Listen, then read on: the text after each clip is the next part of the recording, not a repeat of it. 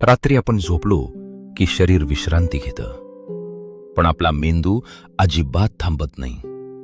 उलट त्याचं सर्वात महत्वाचं काम तेव्हाच सुरू होतं. दिवसभर आपण असंख्य गोष्टी अनुभवतो, लोकांशी बोलतो, मोबाईल वापरतो, काम करतो, अभ्यास करतो, नवीन गोष्टी शिकतो, भावना अनुभवतो. ही सगळी माहिती मेंदू दिवसभर जमा करत असतो. पण इतकी माहिती एकाच वेळी साठवून ठेवणं शक्य नसतं.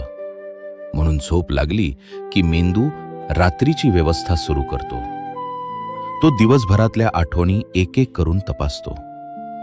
महत्वाच्या गोष्टी दीर्घकाळासाठी मेमरीमध्ये साठवतो आणि निरुपयोगी किंवा कमी महत्वाच्या गोष्टी हळूहळू बाजूला काढतो. या प्रक्रियेला मेमरी कन्सॉलिडेशन म्हणतात. या सगळ्या आठवणी, भावना आणि कल्पना एकमेकात मिसळतात आणि त्यातून तयार होतो एक जिवंत अनुभव, ज्याला आपण स्वप्न म्हणतो. आपण झोपेत अनेक टप्प्यातून जातो. त्यातील एक खास टप्पा असतो REM sleep, rapid I movement.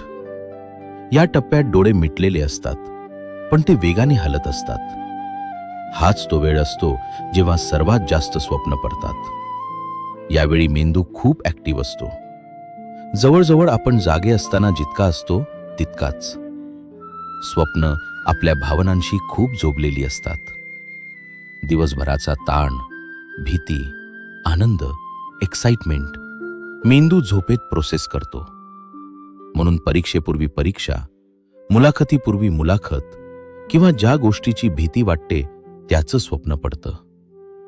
मेंदू आपल्याला मानसिकदृष्ट्या तयार करत असतो आणि ताण कमी करण्याचा प्रयत्न करत असतो. झोपेत मेंदूची क्रिएटिव्हिटी देखील वाढते. आपण जागे असताना मेंदू नियम आणि लॉजिक पाळतो, पण झोपेत तो मोकळा असतो. म्हणून कधीकधी नवीन कल्पना, समस्या सोडवण्याचे मार्ग किंवा क्रिएटिव्ह आयडियाज स्वप्नात सुचतात. अनेक वैज्ञानिक आणि कलाकारांना त्यांच्या आयुष्यातील मोठे आयडिया स्वप्नातून सुचले आहेत. याशिवाय स्वप्नांचा एक जुना एव्होल्युशनरी फायदा देखील मानला जातो. हजारो वर्षांपूर्वी माणूस जंगलात राहत होता. त्यांना सतत धोका असायचा. प्राणी, अंधार, अनोखी परिस्थिती. म्हणून मेंदूने एक सिम्युलेशन मोड तयार केला. झोपेत तो धोक्याची परिस्थिती सिम्युलेट करतो. पळणं, पडणं, पाठलाग होणं. म्हणून मेंदू प्रत्यक्ष जीवनात जलद प्रतिक्रिया देण्यासाठी तयार राहतो. मजेशीर गोष्ट म्हणजे आपण रात्री साधारण 3 ते 5 स्वप्न पाहतो, पण उठल्यावर त्यातील जवळजवळ 90% स्वप्न विसरतो. कारण उठल्यावर मेंदू पुन्हा नवीन माहिती घेण्यास सुरुवात करतो. म्हणजे स्वप्न ही केवळ कल्पना नाहीत, ती आपल्या मेंदूची रात्री चालणारी मोठी प्रक्रिया आहे. आठवणी साठवणे, भावना समजून घेणे, नवीन कल्पना तयार करणे आणि भविष्यातील परिस्थितीसाठी आपल्याला तयार ठेवणे. स्वप्न म्हणजे झोपेतही चालू असलेलं आपल्या मेंदूचं गुप्त आणि अद्भुत काम.